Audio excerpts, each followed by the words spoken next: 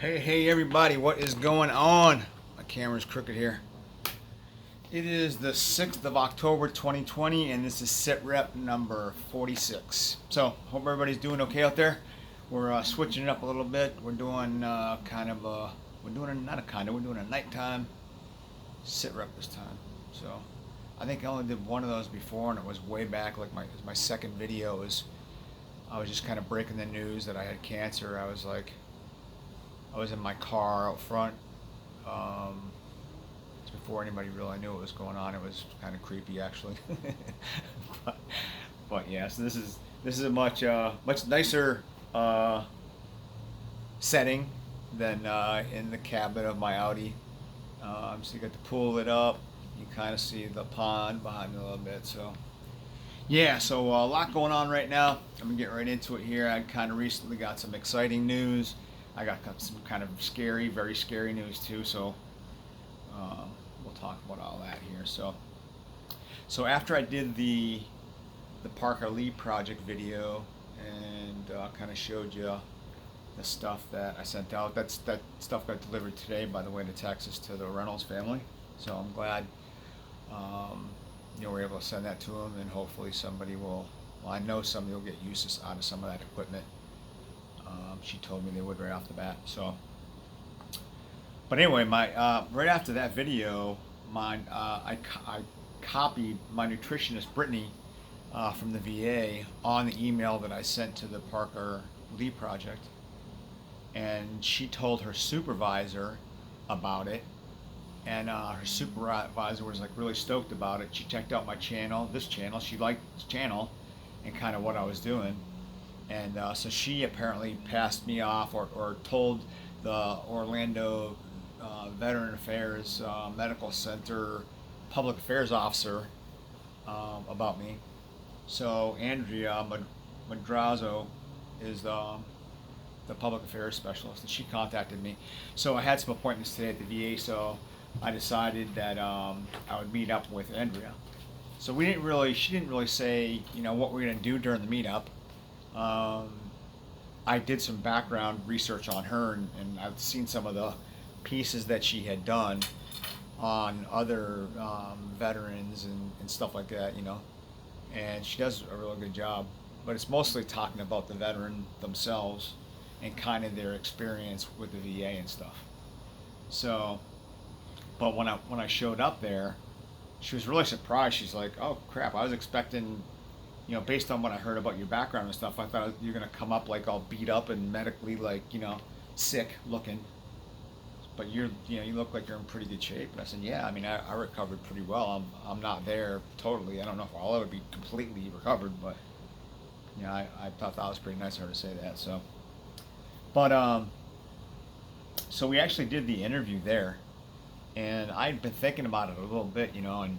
So I don't have Facebook, I don't have Twitter, I don't want my name to be out in the public like that, and you can kind of say it's my age, whatever, but anybody who's been a supervisor, whether it be in the military or not, a leader for any period of time, that you run into people or you have to take action that doesn't make people happy. I've initiated action to reduce people, bust them, take their stripes, kick them out of the military, all kinds of things. And those aren't, people don't appreciate that. Some hopefully appreciate it when they get older and they look back and say, you know what, yeah, I really messed up, and that kind of put me on the path of righteousness or whatever, however you want to say it. But there's always that fringe that they could freak out and freaking come after you. So. Yeah, my likeness is out here on the interwebs with this channel, and I don't use my real name though, right? So, and I certainly don't speak about where specifically I live. So, when I talked to Andrea initially, I said that I'll do the interview, and you can use whatever I say for anything, any use you want. But there's two requirements. Number one, you can't use my name, my real name. You have to use blue or whatever you want, but you can't use my real name. And I explained that to her. And the second thing I said was she had to plug this channel because, at the end of the day, it's not about me. It's I want to make sure I keep everybody on topic, right? The topic is, if you want to get some solid information about, what happens when you go through chemo and radiation and surgery and all that's involved with throat cancer. That's the reason I do this. It's not for me. It's praise for God and for, to give people information, right? So, and she's like, well, yeah, I understand your point. I don't know if I can really do that, like plug your channel, because, the VA, I mean, you can understand. And I knew she was going to say that. I said, hey, if you need to put a disclaimer in the piece, do that. I mean, obviously everything on this channel is it's my opinion. So, and I told her straight up, I said, look, I'm gonna tell you right now, I'm critical about some people that work here, some of their procedures, and to be fair, I was critical about some of the people and praises at the regional medical center where I had the surgery done. So I just wanted to make sure she understood that I wasn't kissing anybody's butt. I mean, I laid it out, and it just so happens that I'm very happy with the quality of the service that I got at the Orlando VA. But again, I just wanted to make sure she knew that it wasn't all sugar, cream, and roses. I'm pretty honest on this channel. I just tell it the way it is. So, and she was cool with that. So, but yeah, during the interview, I kind of talked about my background. I talked about this channel. Talked about, obviously, about cancer. And then after a couple minutes in, she's like, "Oh yeah, by the way, if you could kind of tie it into what Brandy does, like not Brandy, Brittany, I'm sorry, my nutritionist role, what she did, what she did for you, what her responsibilities were and stuff." So I had to kind of back up, and I was all over the place here, but then in October, and then April, and back in January, but then this, I mean, it was a mess. But luckily, she recorded it, and the bulk of what I wanted to say was there. I mean, since we did the interview, and I've had a chance to kind of reflect back on it, there's so much stuff I wish I had said, but it's just one of those things, you try to remember all this stuff, and so I just said what kind of just came out. So I think it went pretty well. I think they'll be happy with it. So that's kind of it for the exciting. That's the exciting news. The scary side. So I did a trip out to Washington State, like it was a couple weeks ago, week and a half ago. And when I got home, so I dropped something on the floor, and I bent over to pick it up, and my left pec muscle, my breast, around my nipple, pushed into the chair of the arm, and I pushed even farther. I bent farther down to pick up this thing, and I got this pain in my chest, and I was like, what the heck was that, So when I sat up, I started rubbing my chest, and right above my nipple, I have a lump. And I'm like, what the heck? You know what I mean? Like, and sure enough, it's probably a little bit smaller than a quarter, and maybe as thick as maybe a half inch or so. So about as thick as like my finger, something like that. So I'm like, what the heck now? Immediately I'm like, holy crap. So, I kind of didn't say anything at first. I don't want to wreck the whole weekend and stuff, but I made appointments to see my oncologist, and they made also an appointment for the same day to have a ultrasound done. So that was today. So I went and seen Dr. Gopalan, my oncologist. She's such a sweetheart. I love Dr. Gopalan. I gotta tell you, she's awesome. But she, basically said that she really didn't give an impression, did she? No. She kind of just said, okay, go downstairs now, and I didn't push her. So I went down for the ultrasound. The technician only touched, put the gel on, did a couple of things, was looking at the monitor, moved it to a little bit, a couple inches, did it, and she's like, I'll be right back, I need to speak with the doctor. And she walked out of the room, and I was like, holy crap, I've never seen that before. I was like, what is going on? Usually they do it and say, okay, we'll let you know, tomorrow, whatever, right? And no, actually, when she first started, she said, yeah, the results they'll probably be looked at today. We'll call you tonight, or we'll call you tomorrow. And then, like I said, Dr. Gopalan had said that too. And then 20 seconds later, she's like, I'll be right back. I've talked to the doc. So I'm freaking out a little bit. I'm like, oh my God. So the doc comes in with her a couple minutes later, and she said, I don't want you to be alarmed or anything, but we're going to get you in to give you a mammogram right away. A mammogram. I'm like, what in God's name? I have never heard of a guy having a mammogram. So I'm right away, first of all, I'm kind of freaking out, right? Because I mean, she only like scanned me for a couple of seconds, and now boom, 20 seconds later, I'm freaking going in for a mammogram. And two, I'm a little embarrassed because I'm a guy getting a mammogram, right? So actually, one of my cube mates, she had one done. There's a lot going on in her life. To lighten things up, I said, oh, you had a squish itty. Squiddy. And she's like, yeah, I had a squiddy. So now whenever we see each other, we're like, yo, squiddy. So it's kind of like a nickname, right? So today I had squiddy. So here is the video. She actually let me take pictures in the video. So here's me getting a mammogram.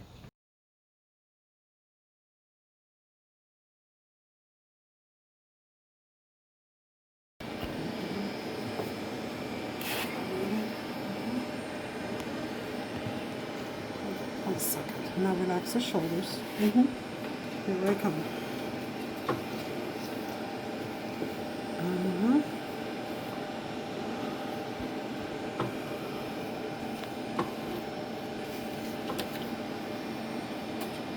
Beautiful.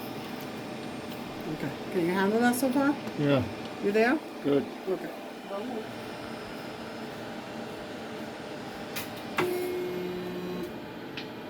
Hold your breath and don't move.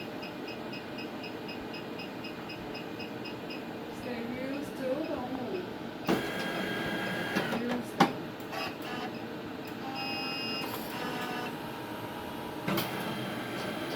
Okay, let's see what we have. Alright, let me show her what.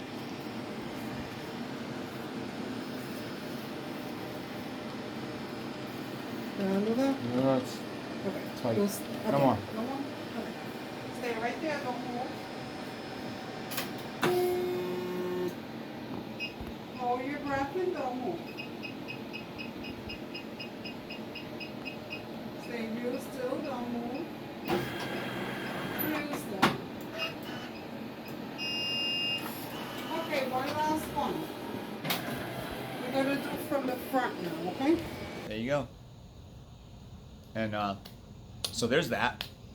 I'm actually going to take that video. I'm going to put it out on the web for the public to see, and I'm going to just say man gets mammogram and see if it'll go viral. See how many views I get just for the heck of it. I'm going to do that later on tonight, so we'll see what happens. So yeah, so the bottom line was the doc came in immediately afterwards. So now again, I'm freaking out, right? This woman does a mammogram. Says, okay, I'm going to go get the doc right now. I'm like, holy crap! Like I've never heard of like people getting service like that and taking no time at all, right? And by the way, you know, the mammogram wasn't pleasant, I gotta say. My wife was like, "How is that your breast under there? Like, how do we get all that tissue?" I'm like, I don't know, but she gave me a tip. She said, you know, just take shallow breaths. Don't take deep breaths because then your chest expands and it feels like your skin's tearing, right? But I didn't really experience all that. It was she brought it down electronically, and then she grabs this knob. She's like, "Is that okay?" I'm like, "Yeah." And she turned the knob. She's like, "Yeah, that's good. It's good." And then she went to walk away. She said, "Okay," and she spun it again. I'm like, "What the heck, man?" So, but I gotta say, really, my wife's over here having just a load up on her, aren't you? Listener snickering, right? They did both chest, both breasts too, just for a comparison, I guess. But Baseline. it did, yeah, baseline on the right one. But so it was uncomfortable. The right one, the left one obviously was. It hurt because she was squishing on the thing that hurts. So, but apparently, what I have is gynecomastia. Can you see that? Gynecomastia. And it is it's swollen breast tissue, usually causes breast and nipple tenderness. and it's usually caused by like changes in medications, hormones. There's a lot of stuff that can actually cause it, but it's relatively common. The doctor said for whatever reason, she actually sees a higher incidence. She was both in the civilian market and at the VA, and she says she sees way more guys at the VA that have this condition than she did in the civilian world. She's like, I'm not casting aspersions. I don't know why that is. It could be burn pits that got the stuff you guys are exposed to. I don't know what it is, because there's environmental things that can cause it. There's a whole host of stuff. But anyway, for whatever reason, a lot of veterans get this gynecomastia. Who knew? So yeah, that's pretty much it on that. I had Squiddy. I had a Squiddy done, and one of the things she said was, so cancer, apparently cancerous, what do you call it, masses are hard, and mine is soft, right? So that's one good news thing right there. And two, she said that, you know, if you have breast cancer, it usually doesn't hurt. It's just like, it doesn't hurt until it gets to the point where it actually starts to bust through the skin. She said the fact that yours is soft and it's causing discomfort and pain tells me that even before we did the the mammogram, that it probably wasn't cancer. So, but anyway, if that helps somebody out, there it is. So that's it on the exciting part and the scary part for the last week and a half of my life. Other than that, the only other thing I can share with you is, oh, by the way, I got this cool hat. Tough guys, what does it say? Tough guys wear pink. And I got a pin that says the same thing, and I also got this too. I got a pretty nice tumbler. What does it say? It takes wide support to win this fight. United in the cause, we keep hope bright. So it's a little flippy tumbler. It's got the top and everything. Pretty sweet. Yes, that's it for that. In other news, I seen my ENT doc. Actually, my ENT doc, Dr. Berg, is leaving apparently, and it's a shroud of mystery. What's going on with him? They didn't say he left. They said in the next month they'll find out if he's gonna leave. So I don't know if he's like, if he's sick, or he's doing Mormon missionary work in Africa. I don't know what this dude is doing. Maybe he's trying out a different position to get a better paying job or something. But I like Dr. Berg. But Dr. Diaz came highly recommended by the scheduler when I'd called. And so I actually got to see him, and Dr. D was pretty cool. I like Dr. Diaz. So that worked out. I've mainly seen him because this freaking earache I keep having. And he said, the bottom line is, you know, he actually knows Dr. Christensen. He had me open my mouth. He looked in there and he said, yep, that's her work. He said that there's two different kinds of radical tonsillectomies you can get. One is pretty radical, and one is very, very radical as far as how much tissue they take. And he said this is classic Christensen, and she gave you the $100,000 surgery. She took out every stitch of material that she could. He said that's the way to go. He said it was TORS, right? Robotic. I said yep. He said yeah. He said the good news of that is that they take out so much tissue, they're almost guaranteed to get clean margins. Unless you got massive like stage 4 terminal, right? So that's the good news. He said the bad news is so much tissue is removed. She did stretch out some parts of stuff from the left side of my throat over, and he said that's why my dangly is actually pushed over to the right a little bit. And so normally you're supposed to have the void in there. It's supposed to be a nice arch like this. Then you have your dangling and a nice arch on this side, right? Mine now, I haven't even looked at it lately. So if you look at it, it's more like this. Your dangly is not centered, it's off to the side.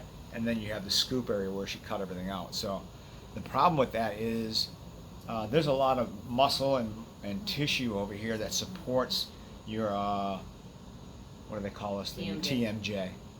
That's the joint. And so I don't have a lot of that structure anymore. So that's part of the reason, one reason that I have this, what do they call it, isthmus? Isthmus, I think it is you can't open your jaw all the way. The second reason is because I had radiation. The radiation, causes all the tissue in there to tighten up. And the third one is scar tissue. So those three things are causing a lot of these issues in this entire area. And things aren't sitting where they would normally be sitting. So, and they don't work the way they're supposed to be working. Just like your shoulders. They tell you to keep your jaw up and back a little bit and your shoulders back and square. Because in that position, that's how your shoulders are set up to operate the way they're supposed to. When you slouch down like this, everything's out of position and it causes things to rub, which causes inflation, which decreases the space the small space that all this stuff has to work in, and it causes you more and more problems, right? So it's kind of the same thing. What? Inflammation, not inflation. I said inflation. You know what I mean. Inflammation. So we take the stuff and with the thing. You know what I'm saying. So yeah, the bottom line is, so going back to my jaw, Val, who is my, God, what is he? He's the guy that got me the torture machine for my jaw and gave me the exercises and stuff. He's like a physical therapist for your jaw. Anyway, he told me that hopefully in 5 to 6 months, if I remember what he said correctly, that I would have my jaw opened and it would be good. And I told Dr. Diaz that, and he's like, well, I think you're partially right, but I think what you're missing in what he said was hopefully in 5 or 6 months you'll get maximum opening. In other words, you'll get back kind of to normal how far you can open your jaw. He said, but you may never get away from the torture machine because radiation especially is the gift that keeps on giving, right? So things are going to continue to want to solidify and get tough and harden up. So I have to keep on keeping it loose with, cranking my jaw every night. So while I was talking to Dr. Gopalan today, I brought that up. I said, hey doc, I'm on oxycodone right now, and I'm taking I'm up to 35 milliliters per dose, because that's how much I have to take. That's one of the downsides of oxy.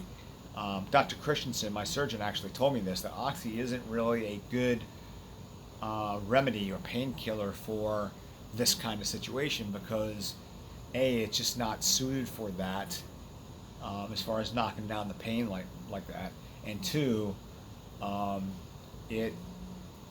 it's you need more and more and more and more of it, right? And I noticed that. I used to be able to get by with only 15 and then 20 milliliters, now up to 35. And I have a small window where I have to go through these 30 stretch exercises or it starts wearing off. So I talked to Dr. G about that. I say, what am I going to do? I can't, if you keep me on oxy, I'm going to be up to 40, 50, 60 milliliters this crap before you know it. And I might need it for the rest of my life. And she said, yeah, it's probably time to talk to palliative care and, see if they can supplement the oxy with something else. So that's the next terrain feature on the horizon as far as this thing goes. So here I thought I was working hard. I was actually working harder than I guess I normally would have, trying to get it freed up as quick as I possibly could, thinking that once I reached my goal, I could at least fit a sandwich in my mouth. I think that was my primary goal. I could at least eat a Sammy without squishing the daggone bread together. That'd be good, and I wouldn't have to worry about it anymore. I'd get rid of this thing, right? No, it's not the case. So it looks like I'll be doing that for forever. So anyway, that was a mouthful. That was a lot of stuff. I think that's all I got for this SITREP, guys. I hope everybody is doing okay out there, and we're trying to get away from COVID land. Governor Rick DeSantis, my man here in Florida, is freed up Florida and said, hey, no more of that stuff. He's taken away the restrictions. So restaurants, hopefully the ones that we got one across the street's kind of crappy, and apparently I was able to hang on. I hate to wish ill will on somebody, but I was kind of hoping that they would switch and become it's a Cajun place. And Gay and I went down to New Orleans. We touched the top wrong, baby. I mean, we had, what was it, jambalaya? Yeah. It was so daggone good, man. And we ate at this place, and it's just like burn, burn, burn. You know, once you touch that top rung, you know, everything else is looking down the ladder, just not as good. So, and this place is not even. I think if I hadn't gone to Nollins, I would still question this place, because there's another place we went to that was much better. But even both, you know, just pale in comparison to the finger licking good jambalaya we had in New Orleans. So anyway, I'm starting to ramble, guys. That's it. I hope you guys are doing well. Thanks for listening up. Appreciate it. Thanks for the support. Take care of yourself. We'll see you soon. All right. Bye.